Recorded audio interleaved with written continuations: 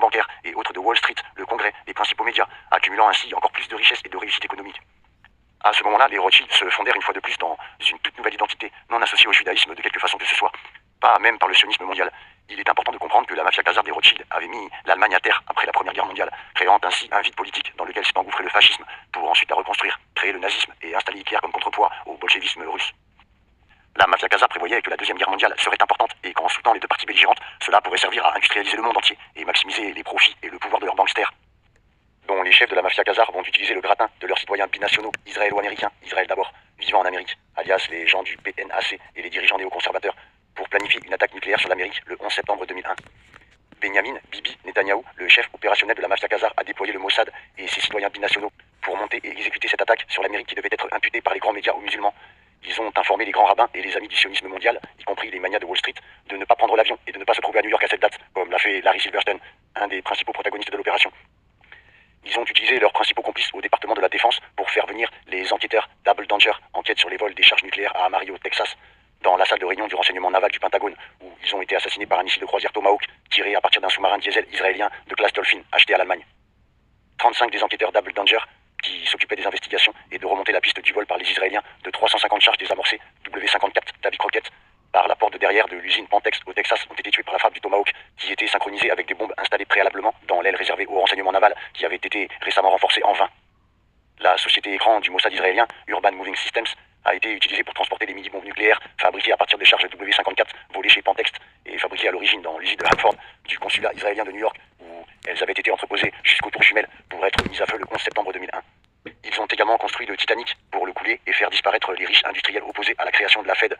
Sacrifice d'enfants à Baal, Moloch. Baal, alias Moloch, Lucifer, Satan. Gagé qu'il s'agit du même esprit malfaisant qui veut massacrer tous les humains. En échange de cela, il récompense ceux qui lui permettent de s'emparer de leurs âmes en leur accordant d'incroyables richesses, la renommée et le pouvoir. C'est le pacte de sang qui s'appelle vendre son âme. Le projet secret, incroyablement malveillant de la mafia khazare, est maintenant révélé publiquement pour la première fois par Gordon Duff de Veterans Today. Nous savons maintenant que Bibi Netanyahou a dirigé l'attaque nucléaire sur l'Amérique le 11 septembre 2001 dans le cadre d'un projet mondial de la mafia khazare, grâce à une interview de Mike Harris avec le rédacteur et président de Veterans Today Gordon Duff sur son talk show The Short End of the Stick, le petit côté du manche, le 3 octobre 2015.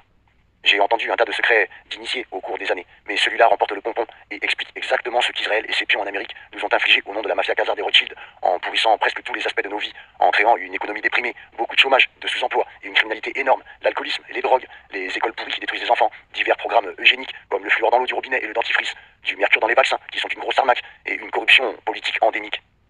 Cette interview a provoqué des ondes de choc dans le monde entier, et quand vous examinerez le contenu de ce que Gordon Duff a divulgué pour la première fois publiquement, vous allez être choqué, et vous comprendrez que Bibi Netanyahou est le dirigeant opérationnel de la mafia khazare, et qu'il était celui qui a ordonné et supervisé l'attaque nucléaire sur l'Amérique le 11 septembre 2001. Dans cette interview, Gordon Duff a révélé, à partir d'une transcription écrite de ce qui s'était dit lors d'une réunion entre Bibi Netanyahou et un traître américain et quelques autres espions en 1990. Gordon Duff a révélé que Netanyahou était un espion du KGB, comme Jonathan Pollard. Et nous savons maintenant qu'Israël a commencé comme un satellite de la Russie bolchevique et a été plutôt malheureux de la chute de l'Union soviétique. Benjamin Netanyahou se réunissait au Sphinx Bar de Jérusalem, un point de chute bien connu du Mossad. Voici ce qu'il a dit, transcrit directement de l'enregistrement qui a eu des témoins et a été authentifié à 100% depuis. Si nous sommes pris, ils nous remplaceront par des gens du même acabit. Donc, peu importe ce que vous faites, l'Amérique est une vache à lait et nous allons la traire jusqu'au bout. La dépecer et la vendre morceau par morceau, jusqu'à ce qu'il n'en reste que le plus grand État-province que nous allons créer et contrôler. Pourquoi ? Parce que c'est la volonté de Dieu et que l'Amérique est assez grande pour encaisser le coup afin que nous puissions le refaire encore et encore. C'est ainsi que nous traitons les pays que nous haïssons. Nous les détruisons très lentement et les faisons souffrir pour avoir refusé d'être nos esclaves. C'est exactement ce que la mafia khazare des Rothschild a infligé à l'Amérique depuis qu'elle a réussi à l'infiltrer et à la prendre en otage en 1913. Lorsque Bibi Netanyahou mentionne la volonté de Dieu, le Dieu auquel il se réfère est Baal, également connu comme le grand hibou ou Moloch, le Dieu dont les Khazars croient qu'ils doivent le vénérer par de constantes effusions de sang et de douloureux sacrifices humains et des massacres, et que s'ils vendent leurs âmes à Baal, alias Lucifer ou Satan, ils seront récompensés par d'incroyables richesses, la renommée et un grand pouvoir. Lorsqu'ils vendent leurs âmes, ce qui se passe en réalité est qu'on les prive de leur âme et qu'ils deviennent inhumains ou sans âme et prennent les caractéristiques de Baal qui consistent à devenir de plus en plus psychopathes et malveillants. Ce qu'évoquait Bibi Netanyahou était l'attaque nucléaire planifiée contre l'Amérique le 11 septembre 2001, et lorsqu'il parlait de ceux qu'il allait remplacer, il se référait au Cercle des 12, le groupe auquel il rendait compte que l'animateur de talk show Steve Webb a révélé au monde en identifiant 11 des 12 membres qui s'appelaient eux-mêmes les Illuminati ou disciples de Satan.